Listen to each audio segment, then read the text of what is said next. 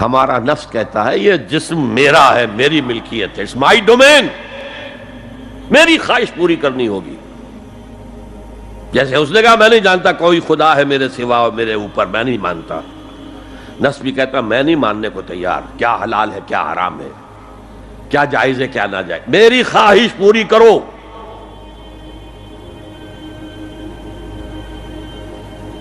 اس کے خلاف جہاد، یہ پہلی منزل کا جہاد ہے.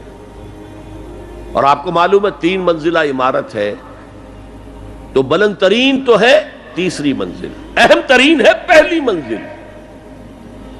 پہلی منزل بنے گی تو دوسری بنے گی، دوسری ہوگی تو تیسری بنے گی نا. پہلی منزل یہ ہے اور اہم ترین یہ ہے.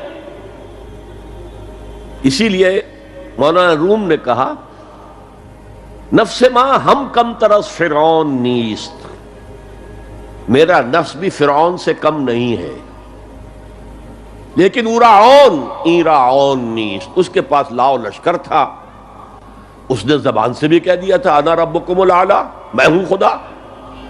میرا نفس بیچارہ اس کے پاس کوئی لاؤ لشکر نہیں، زبان سے تو یہ کچھ نہیں کہتا، اندر یہی کہتا میں بادشاہ ہوں اس وجود کا، میری مرضی پوری ہو.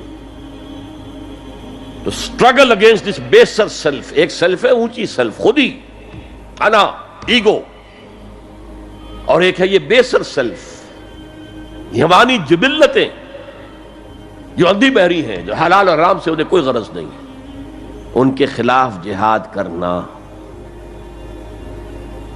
آپ نے فرمایا صلی اللہ علیہ وسلم المجاہد من جاہد نفسہ، اصل مجاہد وہ ہے جو اپنے نفس کے خلاف جہاد کر سکے.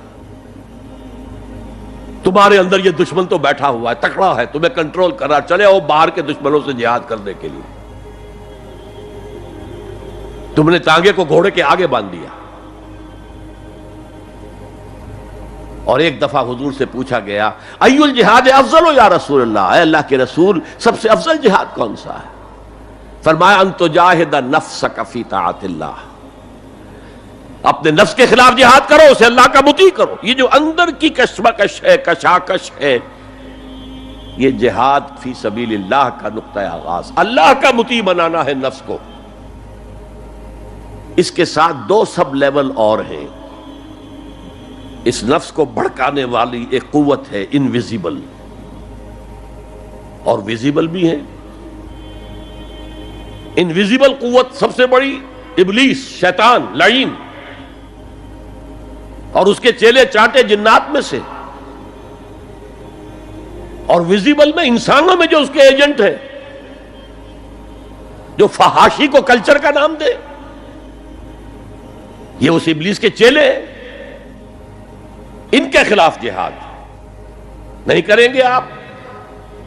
اگر آپ ان کے خلاف ایگریسو ایٹیٹیوڈ اختیار نہیں کریں گے تو آپ ان کے دباؤ میں آ جائیں گے. ان الشیطان لکم عدوا فاتخذوہ عدوا، اے لوگوں یہ شیطان تمہارا دشمن ہے، اس کو اپنا دشمن سمجھو. وہ تمہیں سبز باغ دکھاتا ہے، بدی کو مزین کر کے دکھاتا ہے، اچھے اچھے نام اس کے رکھ دیتا ہے، اور تمہیں آمادہ کرتا ہے بدی کے ارتکاب پر. نہیں، وہ تمہارا دشمن ہے. افتتخذونہ وذریتہ اولیاء من دونی، تم مجھے چھوڑ کر اسے اور اس کے چیلے چانٹوں کو تم اپنا دوست بناتے ہو. نہیں، شیطان کے خلاف جنگ کرو. اور تیسرا اس پر سب لیول کیا ہے؟ معاشرہ اگر بگڑا ہوا ہے، اس کا عمومی رجحان برائی کی طرف ہے، تو سوشل پریشرز آپ کو ادھر دھکیلتے ہیں. جیسے کہ اگر کوئی موب جا رہا ہے تو اس کے ساتھ چلنا تو بہت آسان ہے، وہ خود ہی آپ کو دھکیلتا ہوا لے جائے گا. اس کے خلاف چلنا بہت مشکل کام. ہو سکتا ہے آپ بڑی زور لگا کے 4 قدم آگے بڑھیں، پھر کوئی ریلا آئے 10 قدم پیچھے لے جائے.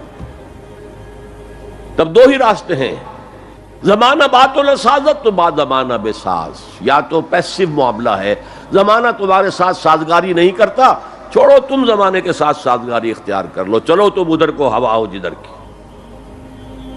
ایک یہ ہے کہ نہیں، زمانہ بات و سازت تو بعد زمانہ ستیس، زمانہ اگر تمہارے ساتھ سازگاری نہیں کر رہا تو زمانے سے جنگ کرو، لڑو، ریزسٹ کرو۔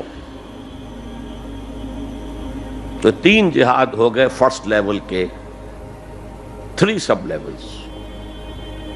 نفس امارہ، اڈ، لبیڈو، نفس حیوانی کے خلاف جہاد،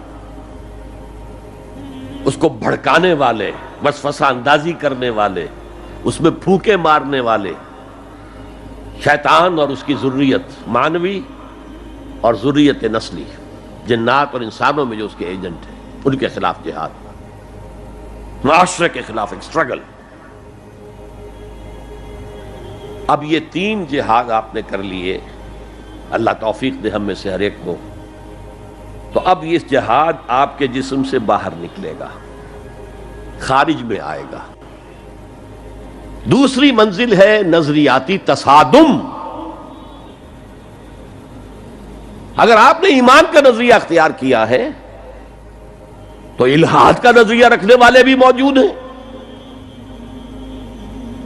آپ نے توحید کے نظریے کو اختیار کیا ہے تو مشرکانہ عقائد رکھنے والے بھی موجود ہیں۔ They are bound to resist۔ اس کے خلاف جہاد کرنا ہوگا، محنت کرنی ہوگی، اپنی بات کو دلائل سے ثابت کرنا ہوگا، اپنی بات کو اچھے انداز میں حسن اسلوب سے لوگوں کے دلوں تک پہنچانا ہوگا۔ ظاہر بات ہے وقت لگے گا، جان کھپے گی، اور اگر آپ انتہائی سنسیئر ہیں یہ آپ کا ایک لائف لانگ اور ہول ٹائم جو ہے آپ کی انگیجمنٹ ہوگی۔ یہ اینڈ ٹائم از منی۔ جہاد بالمال، جہاد بالنفس۔